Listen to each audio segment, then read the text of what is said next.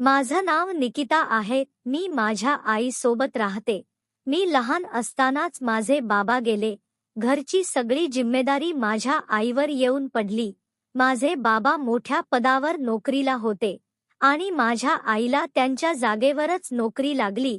माझ्या आईचं ग्रॅज्युएशन पूर्ण झालेलं होतं आणि त्या शिक्षण झाल्यामुळेच तिला बाबांच्या जागेवर नोकरी करता आली आणि त्या गोष्टीचा लाभ घेता आला. आणि म्हणूनच आम्हाला कोणत्याही आर्थिक गोष्टीमध्ये काही अडचण आली नाही. माझी आई तिच्या सासर चालकांसोबत राहत नाही. आम्ही दोघे वेगळ्या राहतो. आम्ही त्यांच्यासोबत राहत नाही कारण माझी आजी आईसोबत सारखे भांडण करत असते. माझी आई गेल्या 5 वर्षांपासून सगळे एकटीने हँडल करतीये. सगळ्या गोष्टी ती सहन करतीये. मला काय हवं नको त्या सगळ्या गोष्टी मला पुरवतीये. माझी आई बाबांच्या ऑफिसमध्ये आता चांगली रुळली आहे. असंच एक दिवस रविवारच्या दिवशी माझ्या आई ऑफिसमधल्या एका व्यक्तीसोबत घरी आली. कदाचित ते माझ्या बाबांचे चांगले मित्र होते आणि आईच्या ऑफिसमधले एम्प्लॉय होते. आई त्यांच्यासोबत हसून खेळत बोलत होती आणि काय माहीत त्यांना इतके खुश पाहून मला किती आनंद होत होता, कारण मी माझ्या आईला इतक्या वर्षांनी इतकं मोकळं हसलेलं बघितलं होतं. आई एवढी खुश मला कधीच दिसली नव्हती. तिच्यामुळे माझ्या चेहऱ्यावर स्माईल आली होती. त्यांच्या गप्पा चालू असताना तेवढ्यातच आईने मला त्या व्यक्तीसोबत ओळख करून दिली. ती म्हणाली, हे निलेश सर, हे तुझ्या बाबांचे चांगले मित्र आहेत आणि मला नोकरी लागली तेव्हा सुद्धा यांनीच मला खूप जास्त मदत केलेली आहे. मग मी सुद्धा हाय हॅलो एवढेच बोलले, कारण त्यांच्याशी काय बोलावं हे नक्की मला समजतच नव्हतं आणि म्हणूनच मी लगेच माझ्या रूममध्ये वर गेले. मग माझ्या आईने त्यांच्यासाठी चहा व नाश्ता बनवला. मला कॉफी प्यायची होती पण मला आईला आवाज देऊन डिस्टर्ब करायचं नव्हतं, म्हणून मग मी स्वतःच किचनमध्ये जायचं ठरवलं. पण खाली जात असताना मला त्यांच्या गप्पा ऐकू आल्या. ते दोघं सुद्धा बोलत होते की काय वाटतं निलेश तुम्हाला, माझ्या मुलीचा या सगळ्या गोष्टीला होकार असेल का? मी विचार केला आईला माझ्या होकाराची काय गरज पडली. नक्की काय बोलत आहे आई? तेवढ्यातच निलेश म्हणाला, होती खूप समजूतदार वाटते मला. तिला काहीच अडचण नसेल या गोष्टीला. मला राहावलंच नाही. मी आईच्या समोरच गेले. मी आईला विचारलं, आई माझ्या होकाराची तुला काय गरज पडली आहे? तुला जे करायचं ते करू शकतेस तू, कारण तू काही जरी केलंस तरी ते योग्यच असतं माहिती आहे मला. पण त्या दोघांच्या गप्पा मात्र वेगळ्याच होत्या आणि मी मात्र वेगळंच बोलत होते. तेवढ्यातच निलेश म्हणाले, आम्हाला दोघांना तुझ्याशीच खूप महत्त्वाचं बोलायचं आहे. पण त्याआधी मला तुझ्याशी एकट्यात बोलायचं आहे, चालेल का तुला? मी विचार केला यांना माझ्याशी नक्की काय बोलायचं आहे, पण तरीही विचार केला असेल काही काम महत्त्वाचं. असा विचार करून मी त्यांच्यासोबत आमच्या घराच्या गच्चीवर गेले आणि तिथे त्यांनी माझ्याशी बोलायला सुरुवात केली. ते म्हणाले, मला मुद्द्यावरच बोलायचं आहे. मी डायरेक्ट मुद्द्याचाच बोलतो. हे बघ निकिता, तुझ्या बाबांचा चांगला मित्र आहे मी आणि तेव्हापासून तुझ्या आईला आणि तुझ्या बाबांना सुद्धा मी ओळखतो आणि म्हणूनच मी आणि तुझ्या आईने लग्न करायचं ठरवलं आहे. आमचं एकमेकांवर खूप प्रेम आहे. खरं तर या गोष्टीला 2 वर्षे होऊन गेली, पण तुला सांगण्याची हिंमतच होत नव्हती. मी हे सगळं केव्हाच येऊन सांगणार होतो, पण तुझ्या आईने मला अडवून ठेवलं होतं. तिला वाटलं तिची मुलगी तिच्यापासून दूर जाईल आणि म्हणूनच आज खूप जास्त प्रयत्न करून मी तुला सांगतोय, कारण तुझ्या आईचं असं म्हणणं आहे, जर माझी मुलगीचा होकार असेल तरच मी लग्न करेल, नाहीतर नाही करणार. आणि त्यामुळेच मीही तिला अडवलं नाही. म्हणूनच आज मी तुझ्याशी बोलायला आलोय. तुझा होकार असेल तरच आम्ही लग्न करू, नाहीतर आम्ही हे नातं इथेच संपवू. निलेश माझ्याशी बोलताना एकदम बिनधास्तपणे बोलत होते. त्यांच्या बोलण्यात मला कुठेही खोटेपणा दिसला नाही.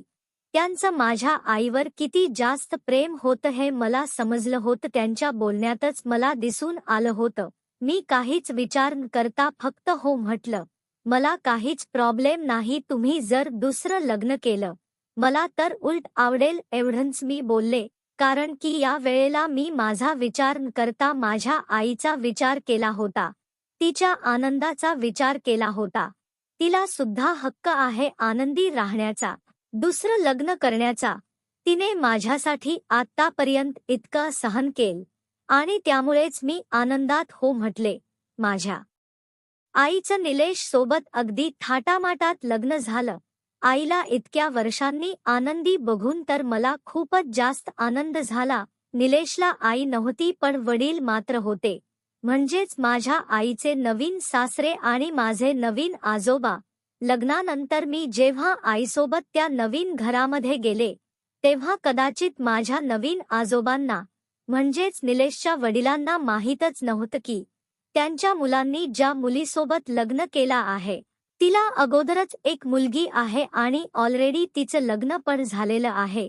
या गोष्टी सर त्यांना नवकार नव्हता, पण त्यांना जेव्हा कळालं की तिला मुलगी आहे आणि ती सुद्धा एवढी मोठी आहे, त्याच्यानंतर त्यांच्या वागण्या बोलण्यामध्ये खूप जास्त चेंज आला होता.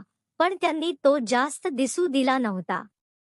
ते तर माझ्याशी नीटच वागत होते, पण हळूहळू ते माझ्याशी खूप उद्धटपणे बोलू लागले आणि मी जर त्यांना काही विचारलं तर ते मुद्दामून मला इग्नोर करायचे. मी विचार केला जाऊ द्या, आपण आपल्या आईसाठी या सगळ्या गोष्टी टाळल्या पाहिजे आणि त्यामुळेच मी दुर्लक्ष करू लागले. थोडे दिवसांनी तिथे निलेशच्या भावाचा मुलगा आला आणि निलेशने म्हणजेच माझ्या नवीन बाबांनी ओळख करून दिली की हा तुझा मोठा भाऊ आहे, तुझ्याही पेक्षा मोठा आहे आणि इंजिनिअरिंग पूर्ण करून आलेला आहे आणि याचं नाव निखिल आहे. तुला काही जरी अडचण आली तर तू याला बिनधास्तपणे विचारू शकतेस, हा तुला मदत करेल. तेव्हा माझे बाबा आमची ओळख करून देत असताना माझे आजोबा लांबूनच पाहत होते आणि त्यांच्या चेहऱ्यावर खूपच राग दिसून येत होता. माझ्या आईबाबांना लग्न होऊन 1 महिना झाला होता.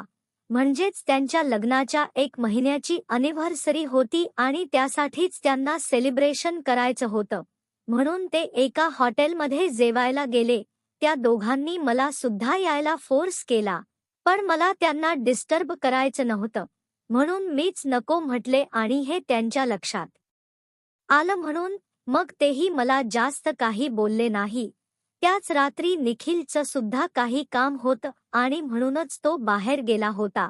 पण त्याने जाताना मला सांगितलं होतं की दार लॉक करू नकोस, माझं काम लवकर झालं तर मी लगेच येईल. एवढे बोलून तो गेला आणि माझे नवीन आजोबा हे घरातच होते. कदाचित ते माझ्यावर लक्षच ठेवून होते की कधी कोण बाहेर जाते आणि मी एकटी सापडेल. निखिलने सांगितल्यामुळे मी दार लॉक केलं नव्हतं.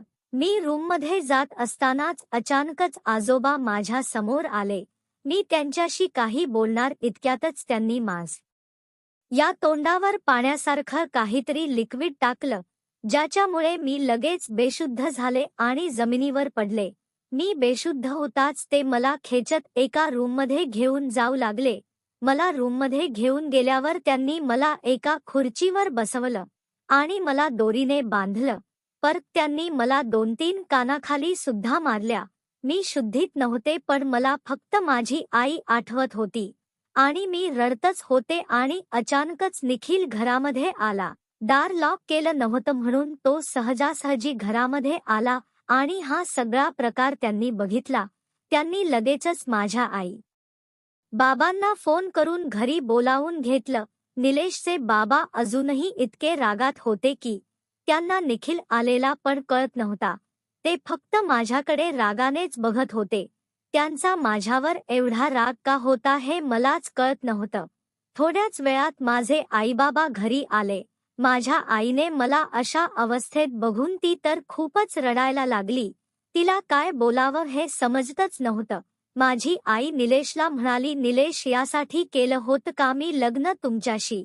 मला वाटलं लग्नानंतर तरी माझं आणि माझ्या मुलीचं आयुष्य सुधारेल, पण इथे आल्यावर तर माझ्या मुलीवर खूपच अन्याय होत आहे.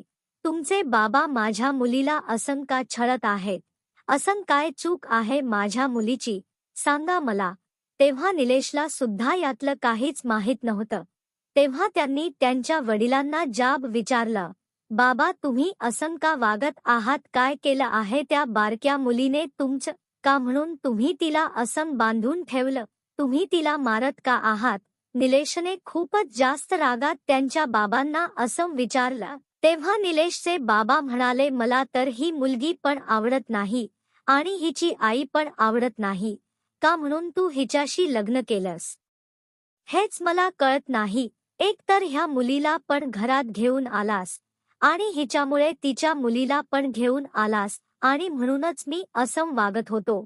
कारण या दोघींमुळे तू माझ्यापासून लांब चालला होतास. हे माझ्या लक्षात आलं.